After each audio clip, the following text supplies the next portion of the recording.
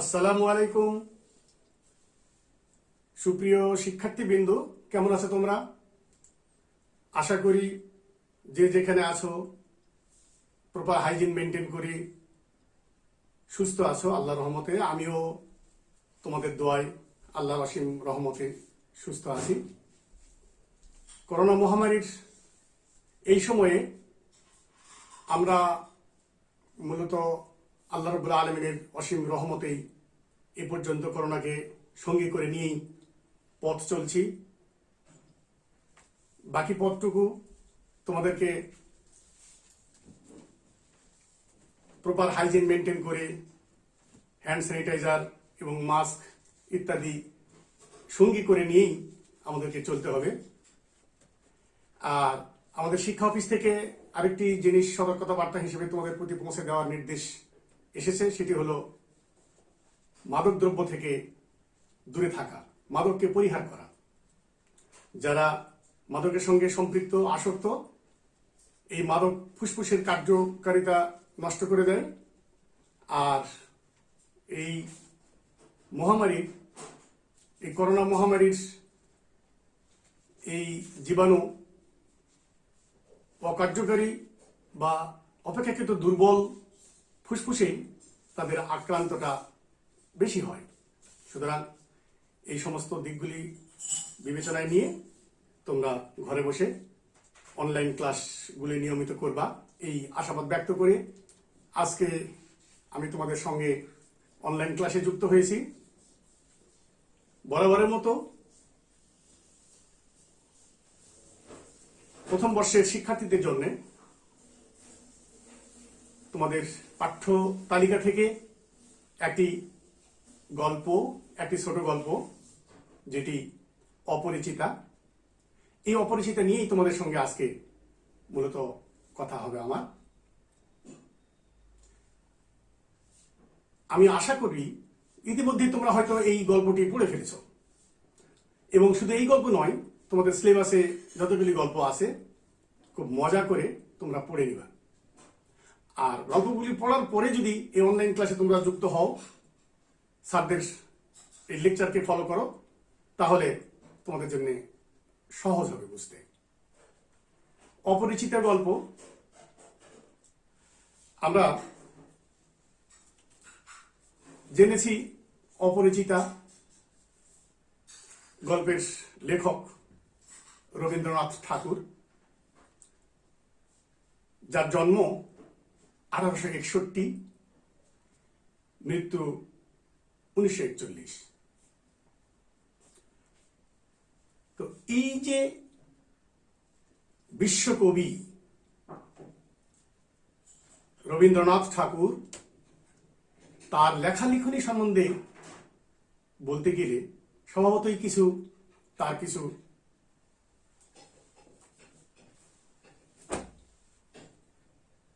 গল্প, উপন্যাস, প্রবন্ধ, তার কর্মজগৎ সম্বন্ধে তোমাদেরকে কিঞ্চিত ধারণা দিতে হয়। এমন একটি সময়ে রবীন্দ্রনাথ জন্মগ্রহণ করলেন যখন আধুনিক বাংলা কবিতার যাত্রা শুরু হয়ে গেছে। ঈশ্বরচন্দ্র গুপ্ত 1812 সালে যার জন্ম, অর্থাৎ রবীন্দ্রনাথের 49 বছরের বড় ঈশ্বরচন্দ্র গুপ্ত, যাকে যুগ সন্ধিক্ষণের কবি বলা হয়, এই ঈশ্বরচন্দ্র গুপ্ত আধুনিক বাংলা কবিতার যাত্রা শুরু করে দিয়েছে রবীন্দ্রনাথের জন্মের 49 বছর আগে। এবং সেই সময়ে বঙ্কিমচন্দ্র চট্টোপাধ্যায়, যিনি জন্মগ্রহণ করেছেন 1838 খ্রিস্টাব্দে, তোমরা জানো, অর্থাৎ রবীন্দ্রনাথের 23 বছরের বড়। মজার ঘটনা, 1858 সালে, অর্থাৎ রবীন্দ্রনাথের 3 বছর আগে, 1858 সালে বঙ্কিমচন্দ্র চট্টোপাধ্যায় কলকাতা বিশ্ববিদ্যালয় থেকে বিএ পাশ করেন, এবং 1865 সালে দুর্গেশ নন্দিনী, যেটি রবীন্দ্রনাথের প্রথম উপন্যাস দুর্গেশ নন্দিনী, প্রকাশিত হয়। এর ঠিক ধারাবাহিকতায় মাইকেল মধুসূদন দত্ত, যার জন্ম 1824 খ্রিস্টাব্দে, এই মহাকাব্যি রবীন্দ্রনাথ ঠাকুরের 37 বছরের বড়, যিনি রবীন্দ্রনাথের জন্মের 37 বছরের বড় এবং রবীন্দ্রনাথের কবি প্রতিভার উন্মেষ ঘটার পূর্বেই তার মহাকাব্যের যাত্রা শুরু করে দিয়েছেন। এই সমস্ত যাদের কথা বললাম, ঈশ্বরচন্দ্র গুপ্ত, বঙ্কিমচন্দ্র চট্টোপাধ্যায়, মাইকেল মধুসূদন দত্ত, ইনারা সবাই যখন লিখনি ধারণ করেছেন, বাংলা সাহিত্য যখন সমৃদ্ধির পথে দুর্বার গতিতে এগিয়ে চলেছে, এই সময়ে কবি প্রতিভার উন্মেষ রবি ঠাকুরের। রবি রশ্মি তখন কোন দিকে বিচ্যুত হবে, রবীন্দ্রনাথ কি অনুসরণ করবেন, কোন আদর্শ তার সামনে, এটি তার নয় বরং আমাদের দেখার বিষয় যে তার কাব্যে কোন আদর্শ প্রতিফলিত হয়েছে। আমরা রবীন্দ্রনাথের সাহিত্যকর্ম বিশ্লেষণ করলে দেখতে পাই ঈশ্বরচন্দ্র গুপ্ত নয়, মাইকেল মধুসূদন দত্ত নয়, উনি যে আদর্শ তার কাব্য কবিতায় অনুসরণ করলেন, সেই মানুষটির নাম হলো বিহারীলাল চক্রবর্তী, যার জন্ম 1835 সালে, যিনি রবীন্দ্রনাথের 26 বছরের বড়। এই বিহারীলাল চক্রবর্তী আধুনিক বাংলা কবিতাকে স্বর্গ থেকে মর্তে নিয়ে এসলেন। অর্থাৎ বিহারীলাল চক্রবর্তীর পূর্বে মধ্যযুগের যে সমস্ত কবি সাহিত্যিক, যারা শ্রীকৃষ্ণ কীর্তন কাব্য, কবি কঙ্কন, মুকুন্দরাম চক্রবর্তী, ইনারা যে স্বর্গের বাসিন্দা দেবদেবীদের উপাখ্যান নিয়ে কবিতা রচনা করতেন, এই ধারা থেকে বেরিয়ে আসলেন, আধুনিক ধারাকে ভিন্ন খাতে প্রবাহিত করলেন বিহারীলাল চক্রবর্তী, যার জন্ম 1835 সালে। ইনি বাংলা কবিতাকে স্বর্গ থেকে মর্তে নামিয়ে নিয়ে আসলেন। মাটি, মানুষ, প্রাকৃতিক পরিবেশ, নদী, নদীর চর, সূর্য, ঘাস, শিশির, মানুষের সুখ দুঃখ, হাসি কান্না, আনন্দ বেদনা ইত্যাদিকে সাহিত্যের উপজীব্য করে, কবিতার উপজীব্য করে লিখতে শুরু করলেন বিহারীলাল চক্রবর্তী, আর এই ধারাকেই অনুসরণ করলেন রবীন্দ্রনাথ। প্রসঙ্গত একটি কথা, যেটি হয়তো তোমাদের এই ছোট গল্পের কাজে আসবে না, কিন্তু জেনে রাখা ভালো, তোমাদেরকে বিভিন্ন পরীক্ষায় বসতে হবে, তার একটি প্রস্তুতি পর্বে তোমরা পেয়ে যাবা। সেটি হলো, এই বিহারীলাল চক্রবর্তীকে বলা হয় ভোরের পাখি। অর্থাৎ যেহেতু উনি বাংলা কবিতার, আধুনিক বাংলা কবিতার যাত্রা পথে স্বর্গ থেকে মর্তে তার ধারাবাহিকতা শুরু করেছিলেন, ইনাকেই ফলো করলেন রবীন্দ্রনাথ, এবং রবীন্দ্রনাথের কাব্য কবিতায় আমরা এই বিহারীলাল চক্রবর্তীর আদর্শের অনুপ্রেরণা লক্ষ্য করে থাকি। তো এই যে ধারাবাহিকতা বললাম, রবীন্দ্রনাথের কবি প্রতিভার যে দিকটি যাত্রা শুরু করেছিল, এই বিহারীলাল চক্রবর্তী ছিল তার আদর্শ। মাইকেলকে রবীন্দ্রনাথ যে কোনো কারণেই হোক, এটি সাহিত্যের অনেক বিতর্কিত একটি বিষয়, যে কোনো কারণেই হোক মাইকেলকে অনুসরণ করেননি, কিন্তু মাইকেলও একটি যুগ, মহাকাব্যের নিয়ে যার লেখা, মাইকেলকেই রবীন্দ্রনাথ কখনোই অনুসরণ করেন নাই। এটি সাহিত্যের একটি বিতর্কিত, এবং যতদূর জানা যায় যে বিহারীলাল চক্রবর্তীর সেই কলকাতার ঠাকুর পরিবারে রবীন্দ্রনাথের কবি প্রতিভার উন্মেষ ঘটার পূর্বেই কলকাতার ঠাকুর পরিবারে বিহারীলাল চক্রবর্তীর যাতায়াত ছিল, সেই কারণেই হোক, আর যদি আমরা হয়তো আরো একটু গভীরে যাই তাহলে আমরা দেখতে পাই এই বিহারীলাল চক্রবর্তী পছন্দের মানুষ হওয়ার কারণেই অথবা তার আদর্শকে অনুসরণ করার কারণেই হোক বা যে কোনো কারণেই হোক, বিহারীলাল চক্রবর্তীর বড় ছেলে শরৎচন্দ্র চক্রবর্তীর সঙ্গে রবীন্দ্রনাথ তার বড় মেয়ে মাধুরী লতার বিয়ে দিয়েছিলেন। যারা পারিবারিক সূত্রে পারিবারিক বন্ধনে আবদ্ধ হয়ে গেলেন। তো এটি আমি নিছক বলবো না যে রবীন্দ্রনাথের যে কোনো পক্ষ থেকে ভালো লাগার কারণ সেটি, এবং প্রকৃতিকে মানুষকে মর্ত নয় দেবতা নয় এই মর্তের মানব মানবীকে উপজীব্য করেছিলেন বিধায় হয়তো কবিগুরু অনুসরণ করেছিলেন বিহারীলাল চক্রবর্তীকে। রবীন্দ্রনাথের এই যে কবি সম্রাট কবিগুরু, তার বিশাল কর্মযজ্ঞ, এই কর্মযজ্ঞের যদি একটা ফিরিস্তি তোমাদের সামনে আমি উপস্থাপন করি এই প্রসঙ্গে, সেটি হলো তার উপন্যাস সংখ্যা 13টি, প্রবন্ধ সংখ্যা 36টি, কাব্যগ্রন্থ লিখেছেন 52টি, নাটক লিখেছেন 19টি, ছোট গল্প লিখেছেন 95টি, সঙ্গীত রচনা করেছেন প্রায় 2000, ভ্রমণ কাহিনী 9টি, ছবি এঁকেছেন 2000টি, আত্মজীবনী উনি লিখেছেন 1টি। সব মিলিয়ে বিশাল কর্মযজ্ঞ। এই রবীন্দ্রনাথ যখন কিশোর বয়স 17 বছর বয়সে তার বাবা তাকে ব্যারিস্টারি পড়ার জন্য লন্ডনে পাঠিয়ে দেন। কিন্তু এগুলি হয়তো তোমাদের আজকের এই পাঠ্যের বাইরে এই কথাগুলি, তারপরেও মানুষটির সম্বন্ধে জানার জন্য, সেই মানুষটির ভালো লাগা ভালোবাসা থেকেই এই কথাগুলি উৎসারিত আমার। লন্ডনে ব্যারিস্টারি পড়া তার হয়ে ওঠেনি, উনি পড়তে শুরু করলেন আইন বিষয়ে। এবং মজার ঘটনা, 1.5 বছর অতিক্রান্ত হতেই সেই আইন বিষয়ও ফেলে উনি চলে আসলেন আবার কলকাতায়।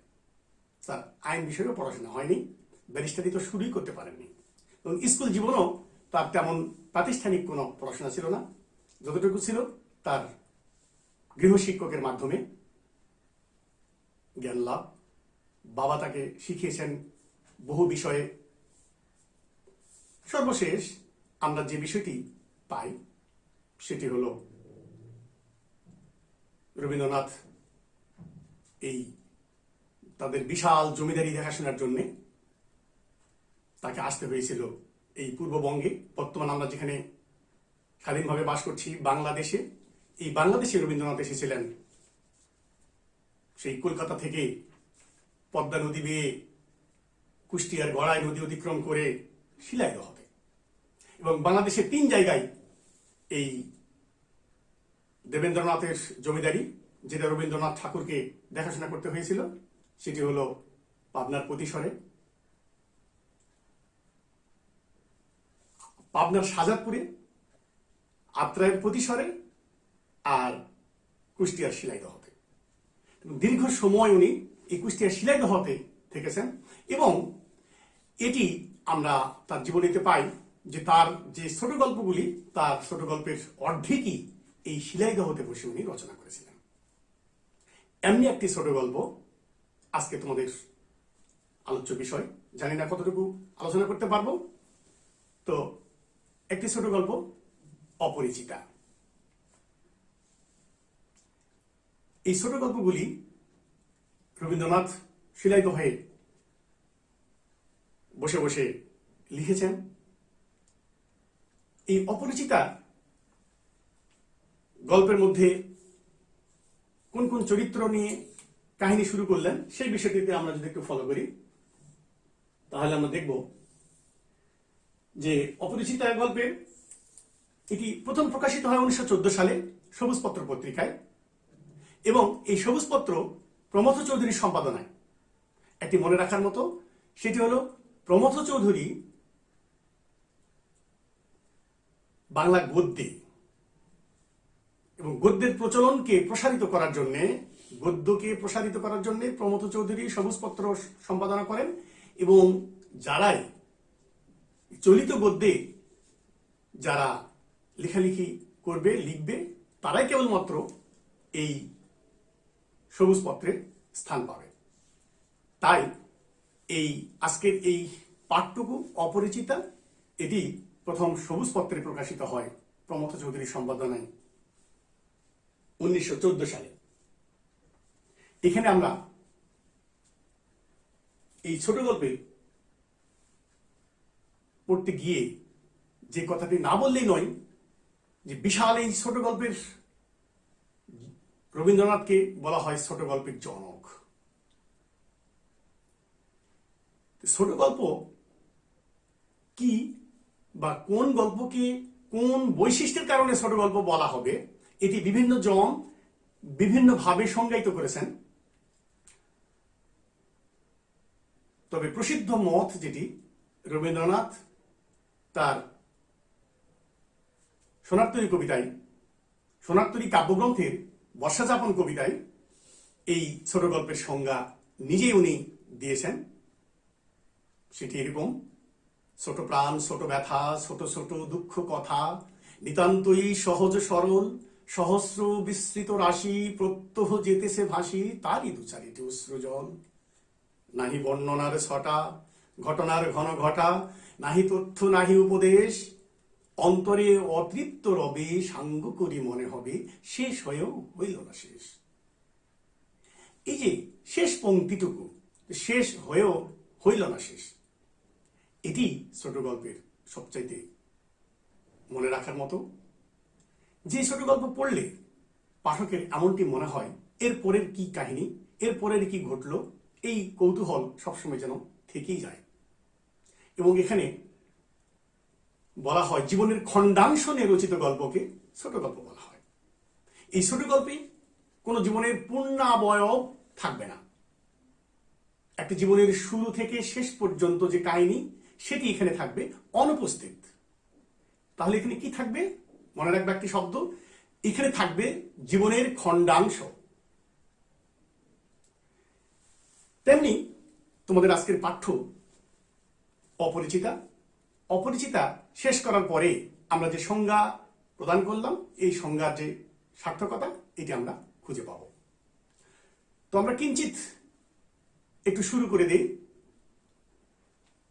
আজকে হয়তো এই গল্পটি নিয়ে শেষ করতে পারবো না, আমি তোমাদের শুধু সূচনা করে দিলাম আগ্রহ সৃষ্টির জন্য। গল্পটা শুরু হচ্ছে এভাবে: আজ আমার বয়স 27। এই গল্পের যে চরিত্রগুলো আছে এক নজর আমরা সেগুলো জেনে নিই। এখানে চরিত্র আছে অনুপম, এই গল্পের কথক। যখন এই গল্পটি অনুপম তার জবানিতে বলছে, তখন তার বয়স 27। কিন্তু তার জীবনের ঘটে যাওয়া এই ঘটনাটি যখন, তখন তার বয়স ছিল 23। 4 বছর পরে সে অনেকটা সাহস সঞ্চয় করে জনসম্মুখে তার এই হতাশার কথা, তার এই বেদনার কথা প্রকাশ করেছে 27 বছর বয়সে। তো অনুপম এবং পিতা মৃত।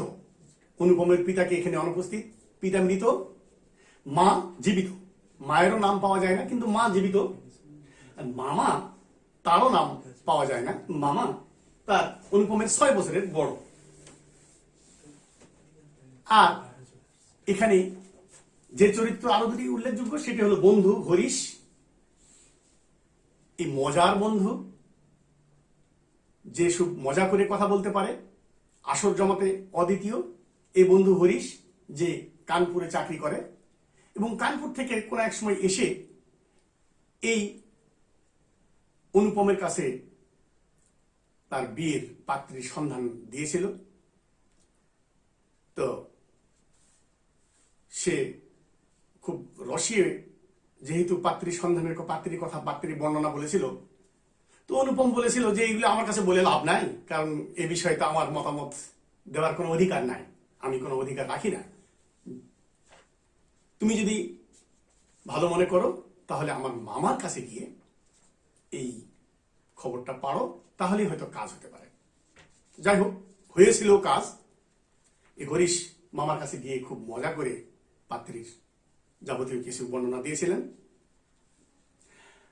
আরেকটি চরিত্র বিনু দাদা, এই অনুপমের পিস্তাতো ভাই বিনু দাদা, যাকে এই মামা একমত হওয়াতে ওই মেয়েটিকে আশীর্বাদ করার জন্য একজোড়া কানের দুল দিয়ে পাঠিয়েছিলেন বিনু দাদা। তো এই ছিল চরিত্র। অপরদিকে কল্যাণী, যখন এই ঘটনাটি ঘটছে তখন কল্যাণীর বয়স 15 বছর। পিতা শম্ভুনাথ সেন অত্যন্ত মর্যাদাবান, গম্ভীর, ব্যক্তিত্ববোধ সম্পন্ন মানুষ শম্ভুনাথ সেন। তো এই গল্পটিকে আমাদের 4টি পর্বে বোঝার সুবিধার জন্য 4টি পর্বে 4টি অংশে বিভক্ত করা হয়েছে। প্রথম অংশটুকুতে যে কথা বলা হচ্ছে যে অনুপম নিজেকে বলছে যে আমি পাত্র হিসেবে মন্দ নই, তামাকটুকু পর্যন্ত খায় না। অর্থাৎ তামাক খেলে এটি একটি অপছন্দের কারণ হতে পারে, সেই জন্য সে নিজে বলছে যে আমি তামাকটুকু পর্যন্ত খাই না। আর আমি দেখতে শুনতে এতই সুশ্রী ছিলাম যে আমাকে আমার পণ্ডিত মশাইরা শিমুল ফুল আর মাকাল ফলের সঙ্গে তুলনা করত। সে সময় হয়তো আমি এটাকে কোনো বিদ্রোহ মনে করতাম, কিন্তু আজ এসে আমার এই নামের সার্থকতা, আমার এই নামের যৌক্তিকতা আমি খুঁজে পেয়েছি। আজ আমি খুঁজে পেয়েছি কেন আমার পণ্ডিত মশাই আমাকে শিমুল ফুল আর মাকাল ফলের সঙ্গে তুলনা করত। তোমরা নিশ্চয়ই জানো শিমুল ফুল দেখতে অত্যন্ত সুন্দর, টকটকে লাল, কিন্তু এর কোনো গন্ধ নাই। মাকাল ফলও দেখতে অত্যন্ত সুন্দর, কিন্তু এর অন্তঃসার শূন্য, ভাঙলে ভিতরটাই কালো গোবরের মতো। নিজেকে অপদার্থ, নিজেকে মেরুদণ্ডহীন এটি প্রকাশ করার জন্যে সে আজ অনুধাবন করতে পেরেছে যে পণ্ডিত মশাই সে সময় আমাকে আমার যথার্থ, আমার রূপের গুণের যথার্থ বিশেষণ দিয়েছিল শিমুল ফুল আর মাকাল ফল। এই অনুপমের বাবা ছিলেন পেশায় উকিল। জীবনে হাড় ভাঙা পরিশ্রম করে অনেক অর্থ উপার্জন করেছেন, কিন্তু ভোগ করার সময় তার হয়নি। এক সময় এই গল্পের কথক খুব দুঃখ করে বলেছিল যে আমার বাবার অবকাশ সেটাই প্রথম যখন উনি মৃত্যুবরণ করলেন। মৃত্যুই ছিল আমার বাবার অবকাশ। মৃত্যুর আগে পর্যন্ত আমার বাবা অবকাশ পাননি, কঠোর পরিশ্রমের মধ্যে দিয়ে গেছেন। আর আমি নিজে একেবারে এমনই অপদার্থ, এটি আর কোন উপমা দিলে পাঠক সমাজ বা বিশ্ববাসী বুঝতে পারবে, সেই উপমার শেষ জায়গায় গিয়ে অনুপম নিজের মুখে বলছে আমি যেন অন্নপূর্ণার কোলে গজাননের ছোট ভাই। অর্থাৎ আমরা জানি অন্নপূর্ণা দেবী দুর্গা, এবং দেবী দুর্গার কোলে গজানন অর্থাৎ গজ মানে হাতি, হাতির মতো মাথা গণেশ, এই গণেশের ছোট ভাই। দেবী দুর্গা তার কোলে করেই নিয়ে থাকে এই গণেশকে আর গণেশের ছোট ভাইকে। আমিও তেমনি, আমি কোলে কোলেই মানুষ, ছোট থেকেই কোলে কোলে মানুষ। আজ অব্দি এই মায়ের কোনো আদেশকে আমি উপেক্ষা করতে পারি নাই। আর বাবা যেহেতু নাই, আমাদের সংসারে হাল ধরেছিলেন মামা। এই মামা খুব দুঃখ করে অনুপম মামাকে ফল্গুর বালির সঙ্গে তুলনা করেছে। তোমরা নিশ্চয়ই জানবা, তোমাদের বইতে শব্দার্থের মধ্যে দেওয়া আছে যে ভারতের গয়া অঞ্চলের একটি অন্তঃসলীলা নদী ফল্গু। যে নদীটির উপরে দেখে বোঝার কোনো উপায় নাই যে এটি একটি নদী, কারণ উপরটা তার বালি, ঘাস, দুবড়া ইত্যাদি দিয়ে ভরপুর, নিচে তার পানি প্রবাহ। ওই বালি খুঁড়লে পানির সন্ধান পাওয়া যায়। তো মামা ঠিক এমনি, মামাকে উপরে দেখে বোঝার উপায় নাই যে মামা এতটাই প্রভাবশালী, এতটাই আমাদের পরিবারে প্রভাব বিস্তার করে বা প্রভাব রাখে যে এটি মামাকে উপর থেকে দেখলে কেউ বুঝবে না, ভিতরে না ঢুকলে মামাকে চেনা যাবে না।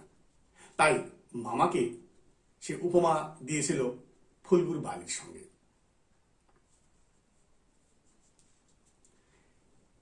মায়ের সঙ্গে মায়ের কোলে কোলে মানুষ এই কথা বলতে গিয়ে অনুপম বলতেছে যে মাতার আদেশ মানিয়া চলিবার ক্ষমতা আমার আছে, বস্তুত না মানিবার ক্ষমতা আমার নাই। মা যা বলেন এগুলি মেনে চলার ক্ষমতা আমার আছে, কিন্তু মাতার আদেশকে না বলার ক্ষমতা আমার নাই। এই প্রথম অংশে এমনি ভাবে কাহিনী আগিয়ে চলছে। এরপরে আমরা দেখব কন্যা আশীর্বাদ, তারপরে দেখব সেই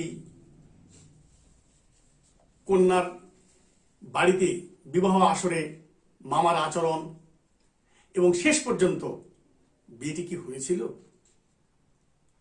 নাকি বিয়ে ভেঙে গিয়েছিল, যদি ভেঙে যায় তার পিছনে কারণগুলো কি ইত্যাদি নিয়ে আমরা আগামী পর্বে তোমাদের সঙ্গে কথা বলবো। ততক্ষণ পর্যন্ত তোমরা সবাই ভালো থাকবে এবং সুস্থ থাকবে, আর নিয়মিত বই পুস্তকের সঙ্গে থাকবে। আর যদি কোনো আমি আজকে তোমাদেরকে যে তথ্য উপাত্ত দিলাম আজকের এই বিশ্বকবি সম্বন্ধে, আজকের এই যতটুকু পড়ার অংশের ভিতরে যদি কোনো জানার থাকে, তাহলে তোমরা আমাকে আমার মেসেঞ্জারে তোমাদের প্রশ্ন পাঠাবে, আমি তোমাদের উত্তর দেওয়ার চেষ্টা করবো ইনশাল্লাহ। ততদিন সুস্থ থাকো, ভালো থাকো, আল্লাহ হাফেজ।